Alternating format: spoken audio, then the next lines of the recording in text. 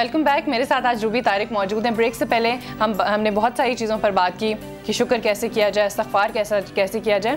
اچھا, استغفار کا ہم نے آخرت کا پوائنٹ آف ویو کہ کیا کس طرح سے انسان سرخرو ہو سکتا ہے, لیکن دینی پوائنٹ آف ویو کیا ہے کہ استغفار کرنے سے انسان کو دنیا میں ہی کیا مل سکتا ہے؟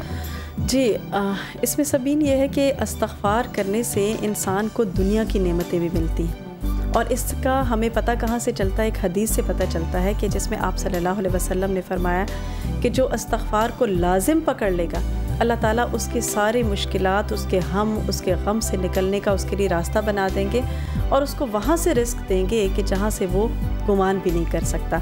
تو آج آپ دیکھیں کہ جیسے ہر شخص پریشانی میں ہے اور مشکل کا شکار ہے, فائنینسز میٹ نہیں ہو پا رہے, تو ایسی صورت میں جو بہترین ریمیڈی ہے وہ استغفار کرنا ہے. کیونکہ ایک مرتبہ حضرت حسین رضی اللہ تعالیٰ عنہ کے پاس 3 لوگ آئے, اور ان میں سے ایک کہنے لگا کہ بارش نہیں ہوتی ہے, آپ مجھے بتائیے کہ میں کیا کروں. تو آپ نے فرمایا اکثر من الاستغفار, کہ کثرت سے استغفار کرو. پھر دوسرا آیا اور وہ کہنے لگا کہ میری اولاد نہیں ہوتی, میں چاہتا ہوں کہ اولاد ہو جائے, میں کیا کروں؟ تو آپ نے فرمایا کہ استغفار کی کثرت کرو. تیسرے نے کہا کہ بارشیں نہیں برس رہی یا قحط پڑا ہوا ہے اور غلہ نہیں ہو رہا, تو کیا کیا جائے؟ تو آپ نے اس کو بھی کہا کہ تم کثرت سے استغفار کرو. تو اب ان کے جانے کے بعد کسی نے ان سے پوچھا کہ اے نواسۂ رسول صلی اللہ علیہ وسلم, 3 لوگ آئے اور انہوں نے مختلف چیزیں آپ سے ڈسکس کی اور آپ نے سب کو استغفار کے بارے میں بتایا, تو اس کی کیا وجہ ہے؟ تو آپ نے فرمایا کہ کیا تم نے سورہ نوح کی وہ آیت نہیں پڑھی جو آیت نمبر 10 سے 12 تک ہے کہ اللہ سے اپنے گناہوں کی بخشش مانگو, کیونکہ انہو کانا غفارا, وہ بہت زیادہ بخشنے والا ہے, اور وہ تمہارے اوپر آسمان کو برستا ہوا چھوڑ دے گا, تمہیں مال اور اولاد سے مدد دے گا, تمہارے لیے باغ نکالے گا, تمہارے لیے نہریں نکالے گا. تو آپ دیکھیے کہ اس سے کتنی ساری نعمتیں ہیں جو ہمیں پتہ چل رہی ہیں کہ استغفار کی وجہ سے ملتی ہیں. کیونکہ ہوتا کیا ہے کہ جب انسان گناہ کرتا ہے تو وہ گناہ انسان کے رزق میں حائل ہو جاتے ہیں. جب انسان استغفار کرتا ہے, اپنے گناہوں کو دھوتا ہے, دھلتا ہے, تو اللہ تعالیٰ پھر سے اس رزق کو اس کے لیے کشادہ کرتا ہے. اچھا, ایک سوال جو ہے وہ سحر کے حوالے سے, ہم نے افطاری کے بارے میں تو پوچھا ہی, لیکن سحری جو ہے وہ کس طرح سے کرنی چاہیے؟ جیسے بلکہ ایک کالر ہیں, ان کی کال لینے کے بعد پھر میں سوال کی طرف آتی ہوں. جی السلام علیکم. جی السلام علیکم. میرے خیال سے لائن جو ہے وہ ڈراپ ہو چکی ہے. تو پہلے زمانے میں لوگ ایک کھجور سے 2-3 کھجوریں کھا کر ہی پورا روزہ بہت اچھی طریقے سے گزار لیتے تھے, لیکن آج کل تو اتنے لوازمات بھی کھا لو تو تب بھی کچھ نہیں ہوتا, اور وہی حالت یہ سستی ہے, ویکنس ہے.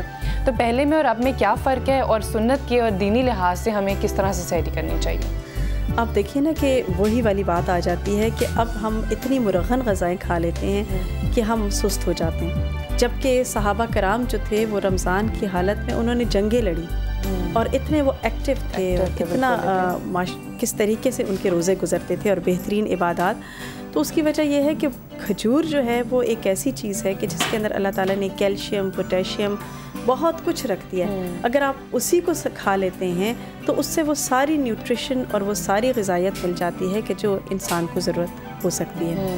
تو اس میں آپ اگر سحری کے وقت طاق عدد میں کھجوریں لے لیں, 3 لے لیں, 5 لے لیں, جتنا بھی آپ سٹارٹ تو اس سے کر سکتے ہیں, تو اس میں آپ اور ساتھ ساتھ تھوڑا تھوڑا پانی لیتے رہیں. تو اس سے کیا ہوگا کہ آپ دیکھیں گے کہ آپ اتنا فریش فیل کریں گے, اور آپ کا روزہ جو ہے وہ بھی بہت بہترین طریقے سے گزرے گا. اچھا, یہ بتائیے کہ آج کل جو حالات ہیں آپ کے سامنے, مہنگائی بے انتہا ہے, مفلسی ہے, بے روزگاری ہے, لوگوں کا اخراجات جو ہیں وہ پورے نہیں ہو رہے ہیں, تو ان حالات میں آپ کیا لوگوں کو گائیڈ کرنا چاہتے ہیں کہ وہ دین کو کس طرح سے اپنائیں, کیا کریں کہ وہ ان مشکلات سے کچھ حد تک کچھ قابو پا لیں, فیس کر لیں؟ بہت ریلیونٹ کویسچن ہے واقعی. ایز اے نیشن ہم اب جن کرائسس سے گزر رہے ہیں, تو اس میں پھر وہی میں بات کروں گی کہ استغفار کو بہت زیادہ لازم پکڑنے کی ضرورت ہے, اس وجہ سے کہ ہم اس کو تھوڑا سا سیرت سے دیکھتے ہیں اور پہلے دیکھتے ہیں کہ تاکہ ہمیں گائیڈ لائن ملے. تو تو بات یہ تھی کہ جب ابرہہ کے بارے میں جو سورہ فیل جب نازل ہوئی تو ابرہہ جو تھا وہ اپنے پورے لشکر کے ساتھ وہ مکہ کے اوپر اٹیک کرنے آ رہا تھا. ہاتھیوں کا لشکر تھا اس کے پاس اور کعبہ کو ڈھانے کے لیے. تو اس وقت عبد المطلب جو تھے وہ سردار تھے اور انہوں نے لوگوں کو مشورہ دیا کہ اس وقت استغفار کریں اور پہاڑوں میں چلے جائیں. اب آپ دیکھیں کہ ابرہہ پوری آرمی کے ساتھ آ رہا ہے, اس وقت کی سپر پاور تھا وہ, اور ایسے موقع پر عبد المطلب یہ نہیں کہتے کہ لوگوں جلد سے جلوس نکالو, باہر نکل جاؤ, توڑ پھوڑ شروع کرو, اپنی فرسٹریشن نکالنے کے لیے ایک دوسرے کو مارو. نہیں, وہ کیا کہتے ہیں کہ پہاڑوں میں چلے جاؤ اور استغفار کرو, رو رو کے اللہ سے اپنے گناہوں کی معافی مانگو. اور ایسا ہی ہوا, جب لوگوں نے کیا تو اللہ نے پرندوں کے ذریعے سے ان کی مدد کی. تو آج بھی ضرورت اس بات کی ہے, ہمیں اور کچھ کرنے کی ضرورت نہیں ہے. ہمیں جو فوکس ہمارا ہونا چاہیے آج کل وہ یہ ہونا چاہیے کہ ہم اپنے گناہوں کے اوپر رو رو کر اللہ سے معافی مانگیں, خصوصاً رمضان کے مہینے میں. تو آپ دیکھیں کہ انشاءاللہ اللہ کی رحمت کیسے آئے گی اور ہمارے حالات انشاءاللہ کس طرح بدل جائیں. اور دو طرح کے گناہ ہوتے ہیں, ایک جو انجانے میں ہوتے ہیں اور ایک جو جان بوجھ کے کیے جاتے ہیں. جو انجانے میں ہوتے ہیں ان کو ریئلائز کرنا لوگوں کے لیے بہت مشکل ہوتا ہے کہ ہاں واقعی ہم سے گناہ ہوا ہے, کیونکہ وہ جان بوجھ کے نہیں ہوتے ہیں. تو وہ انسان اپنے آپ کو کس طرح سے ریئلائز, اپنی غلطیوں کو کس طرح سے پکڑے؟ بس اس میں یہ ہے کہ اپنی اکاؤنٹیبلٹی, سیلف انالیسس جو ہے. رمضان کا ایک مقصد سیلف انالیسس بھی ہے, اور اس میں کیا ہے کہ ہر روز رات کو سونے سے پہلے پورے دن کو انسان ریکال کرے. آج میں نے کیا کیا, آج میں نے کتنے جھوٹ بولے, میں نے کس کے ساتھ بدتمیزی کی, کس کو ٹونٹ کیا, کسی کو تنگ کیا, کیا کیا. تو آپ دیکھیں کہ جب انسان وہ ریئلائز کرتا جائے گا تو خود سمجھ میں آ جائے گا کہ یہ غلطی ہے.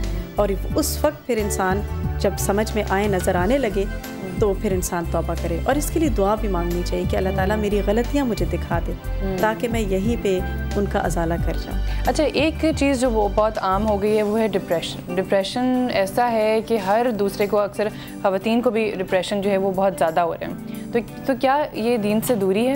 اور جو انسان جو دین کے قریب ہوتا ہے, اللہ تعالیٰ کے قریب ہوتا ہے, اس کو ڈپریشن نہیں ہوتا ہے؟ جی, یہ بالکل درست بات ہے سبین, کہ جیسا کہ میں نے پہلے بھی کہا کہ دو چیزوں سے انسان بنا ہے, جسم اور روح. تو جب روح کو اس کی غذا نہیں ملتی تو وہ پھر کیا ہوتا ہے کہ وہ بھٹکنے لگتی ہے, بالکل ایک ایمٹی سی ہو جاتی ہے. اور اس وقت پھر اس کا رزلٹ کیا ہوتا ہے کہ ڈپریشن اور یہ بہت ساری چیزیں ہوتی ہیں. تو جو آج کرنے کی کام ہے وہ یہ ہے کہ ہم اللہ سے اپنے آپ کو جوڑ لیں, ہم قرآن اور نماز اور ان تمام چیزوں کی طرف آئیں. اور آپ دیکھیں کہ ایک بہت افسوس کی بات ہے کہ جو ایک تاثر ہے آج وہ یہ ہے کہ دین کی طرف آئیں گے تو ہماری دنیا چھوٹ جائے گی. یہ نہیں ہے. اللہ تعالیٰ کا وعدہ ہے قرآن میں کہ اگر تم دین کی طرف آؤ گے, چاہے تم مرد ہو یا عورت, کوئی جینڈر ڈسکرمنیشن بھی نہیں ہے, لیکن اللہ تعالیٰ فرماتے ہیں کہ ہم ان کو پاکیزہ اور عمدہ زندگی عطا کریں گے. تو کیسے ہو سکتا ہے کہ ہم اللہ کے دین کی طرف آئیں اور ہم سے نعمتیں چھن جائیں؟ نہیں, یہ صرف فیئرز ہیں. تو اس کو ہٹا کے اللہ کی طرف آنے کی ضرورت ہے, اس سے مانگنے کی ضرورت ہے. اور آپ دیکھیں گے کہ جب آپ کا ایک کانٹیکٹ اور ایک تعلق, ایک کنیکشن اللہ کے ساتھ اسٹرانگ ہو جائے گا تو وہ ڈپریشن اور وہ ایمٹینس اور وہ جو بھی اندر کی مایوسیاں ہیں وہ سب کی سب دھل جائیں گی. اور انشاءاللہ آپ ایک بہترین انسان بن جائیں گے اور ایک پروڈکٹیو انسان بن جائیں گے جو معاشرے کے لیے بہت کارآمد ہو سکے. بہت سارے ایسے لوگ ہیں جو کہ ہم آس پاس دیکھتے ہیں کہ جو دیکھنے میں ان کے اعمال ایسے نہیں ہوتے جن کو پسندیدہ قرار دیا جائے, لیکن پھر بھی ان کے پاس بہت کچھ ہوتا ہے, اللہ تعالیٰ نے بہت کچھ دیا ہوتا ہے. تو اس کو یہ کہنا کہ بھئی ان کو کیوں دے دیا, یہ تو اللہ تعالیٰ کی کوئی بھی ایسی پسندیدہ چیز نہیں کرتے, تو یہ کہنا غلط نہیں ہوگا, کیونکہ وہ کون سی چیز ہے جو کہ اللہ کو پسند ہو, کیا پتہ وہ کون سی چیز ایسی کرتے ہوں جو کہ, یا پھر یہ کہ ان کی رسی اللہ میاں نے ڈھیلی چھوڑی ہو. جی ہاں, دیکھیں اس میں ایک بات جو سمجھنے کی ہے وہ یہ ہے کہ مال جو ہے یا کسی کو زیادہ ملنا یہ اللہ کے ہاں کوئی پسندیدگی کا کرائٹیریا نہیں ہے. حدیث میں آتا ہے کہ اللہ تمہاری صورتوں اور تمہارے مال کو نہیں دیکھتا, اللہ تمہارے دلوں اور تمہارے تقوی کو دیکھتا ہے. تو بیسیکلی اگر یہ اتنا اللہ تعالیٰ کو پسند ہوتا تو آپ دیکھیں کہ جو نان مسلمس ہیں یا ان کو کتنا کچھ اللہ تعالیٰ نے دے رکھا ہے. تو اس میں یہ اللہ تعالیٰ کا کرائٹیریا نہیں ہے. تو اس سے جج نہیں کیا جا سکتا. یہ تقسیم اللہ کی اپنی ہے. اللہ تعالیٰ نے کسی کو بہت کچھ دیا اور کسی کو بہت کم دیا, لیکن جن کو ملا ہے ان کا بھی امتحان ہے کہ وہ کیا کرتے ہیں, اور جن کو نہیں ملا ان کا بھی امتحان ہے کہ وہ کتنا صبر کرتے ہیں اور اپنے آپ کو ان نیگیٹو چیزوں سے بچا کے رکھتے ہیں. کیونکہ آپ دیکھیے کہ اینڈ آف دا ڈے یہ دنیا زندگی کتنی ہے, ایوریج لائف سپین آج کل آپ دیکھیے کہ 63 64 ہے, اس کے بعد تو چلے جانا ہے نا, ختم ہو گیا.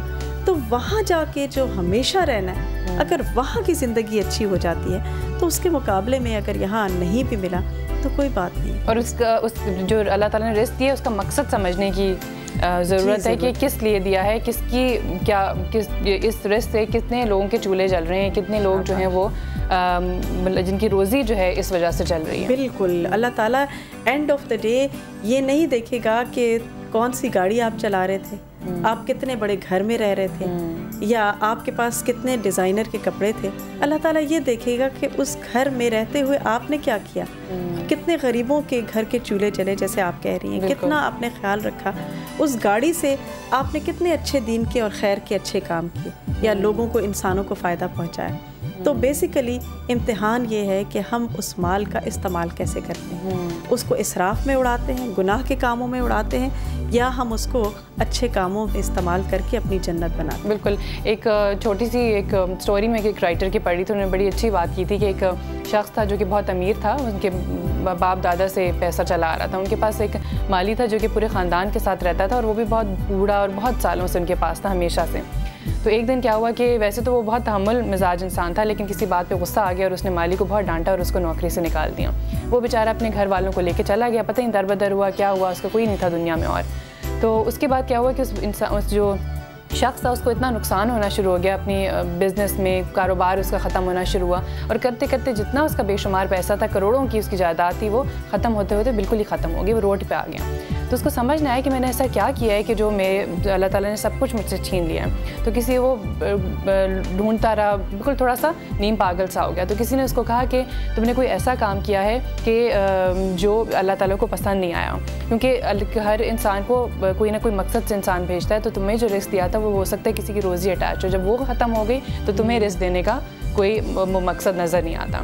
تو وہ چیز اس کو اتنی ریئلائز ہوئی اور اتنا اس کو ہوا, کہتا ہے کہ ایک دفعہ اگر مجھے وہ پورے خاندان مل جائے تو میں جو کچھ بچا ہے میرے پاس وہ بھی میں ان کو دے دوں گا. تو وہ والی بات ہے کہ ٹائم پہ ریئلائز کرنے کی ضرورت ہے کہ آپ کو اللہ تعالیٰ نے کس مقصد کے لیے دیا. بالکل. اور واقعی بعض دفعہ آپ کو کس لیے اللہ تعالیٰ دیتے ہیں, دیکھیں رزق جو ہے وہ ایک ٹنل کی طرح ہے. اللہ تعالیٰ یہاں سے دے رہے ہیں, آپ آگے سے نکالتے چلے جا رہے ہیں. تو جب تک یہ سرکل اسی طرح چلتا چلا جائے گا اللہ تعالیٰ دیتے چلے جائیں گے. لیکن جہاں آپ نے بریک لگائی وہاں سے بھی بریک لگ جائے گی. اسی کے ساتھ ہی آپ کو بہت شکریہ کہ آپ تشریف لائیں, اتنی پیاری اور اتنی خوبصورت باتیں آج پہلے روزے کے دن آپ نے کی ہیں. میں ہوپ فل ہوں کہ بہت سارے لوگوں کو اس سے فائدہ پہنچا ہوگا. بہت شکریہ ایک بار پھر. اسی کے ساتھ ہی آج کے اس پروگرام سے اجازت دیجیے, اور جاتے جاتے آج ایک ہی بات جو کہ روبی طارق نے بھی اس پروگرام میں کئی بار کی ہے کہ استغفار کیجیے اور شکر کیجیے ان نعمتوں کا جو کہ اللہ تعالیٰ نے آپ نے دی ہیں, اور بہت ساری دعائیں مانگیں صرف اپنے لیے نہیں بلکہ ملک کے لیے, کیونکہ اس وقت ملک ہماری جن پریشانیوں کا, جس ٹینشن کا شکار ہے, کوشش کریں کہ اس رمضان کے مہینے میں اتنی دعائیں مانگیں کہ ہمارا ملک جو ہے وہ اس مشکلوں سے نکل سکے. اسی کے ساتھ ہی اجازت دیجیے. اللہ حافظ.